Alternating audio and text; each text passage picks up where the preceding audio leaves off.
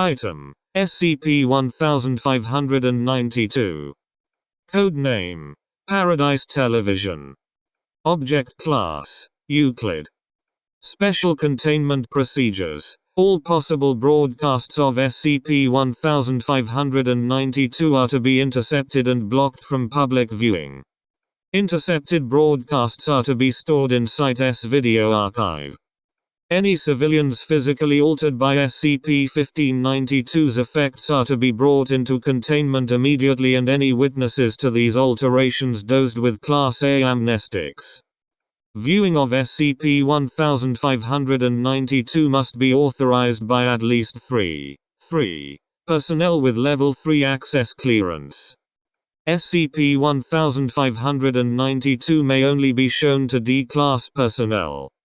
Description: SCP-1592 is a television program entitled Paradise Television which has demonstrated the capability to cause mental and physical abnormalities.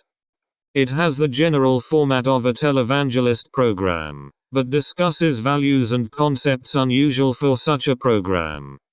The host of SCP-1592 is a middle-aged Caucasian male who refers to himself as Pastor Harris. SCP-1592 consists of an as of yet unknown number of 15 15-minute broadcasts, all of which show Pastor Harris sitting on an armchair, looking directly at the camera while delivering a sermon. When an individual watches a broadcast of SCP-1592, they will become interested in the values and concepts it discusses, regardless of previous religious or moral orientations.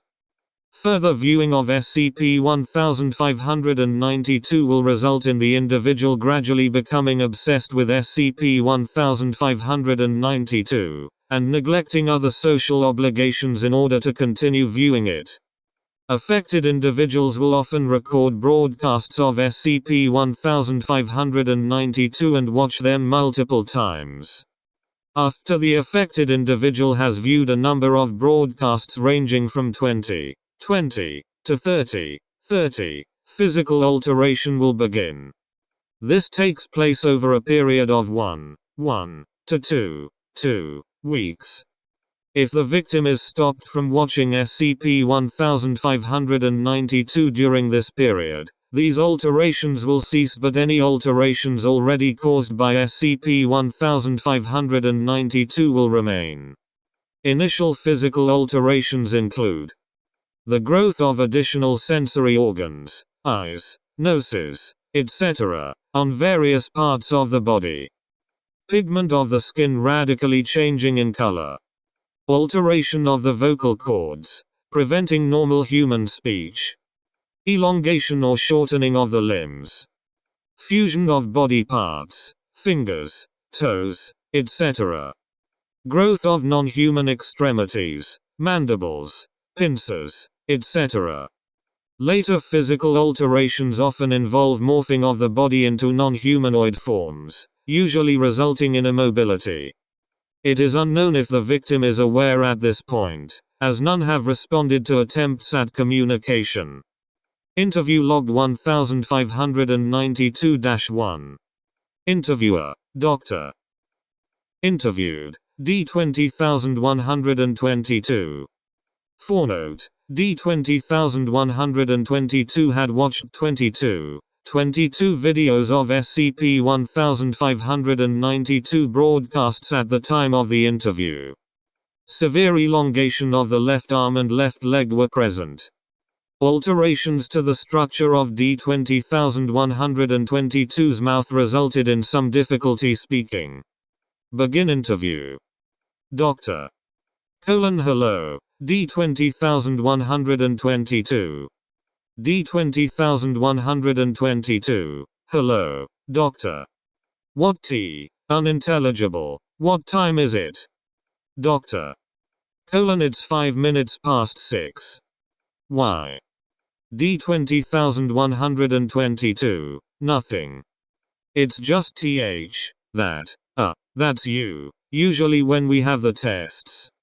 You know, where I watch the videos and write them unintelligible. Write down what they say. Doctor. I'm sure that can wait a while longer. D20122. The tapes aren't going anywhere. D20122. No, unintelligible. I need to see them now so I know what he has to say. Doctor. If you just calm down, we can finish this interview and proceed with the tests. How do you feel about your physical alterations?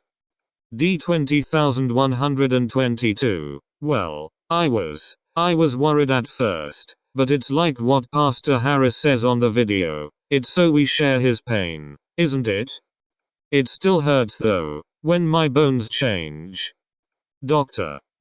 And why are you so interested in what Pastor Harris is saying? D20122. Unintelligible. I don't really know what it is about it. It's just right, you know? Like, it all feels right. Doctor. So you are happy with SCP-1592's effects upon you? D20122. Very. End interview. Closing statement. D20122 began final physical alterations 1 week after this interview. Sermon excerpts. The following are transcribed records of SCP-1592 broadcasts by D-Class personnel who were assigned to view them. What is wrong with the generation of today? They don't understand sacrifice, haven't felt his gaze on their skin. I hope that my viewers understand sacrifice. I pray to him for that every night. For you, for your souls. If you have a pet, it will play its part. You will share his hunger in the coming days, and the pet will sacrifice for you. If you don't have one to sacrifice and suffer for you, worry not, my children. Worry not, for he will provide. I have a message from a faithful child here, from Jenny in Colorado. She watches his word every night, and the carapace is growing. Jenny writes, Pastor Harris, sometimes I scream from the pain he gives me. I cannot feel my legs. Jenny, if I may address you for a moment, what you are feeling is the pain that he too has suffered for us in the black. You are one of the faithful, Jenny, and so you are worthy to take his image.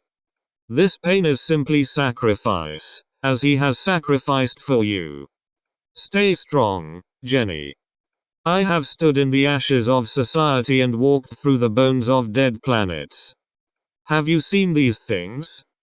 Has he seen fit to grant you these pleasures? Not yet, but the form is changing.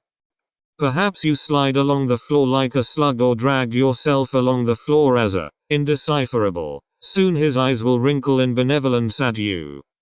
In faithfulness, you will find reward. In sanctity, you will find his image.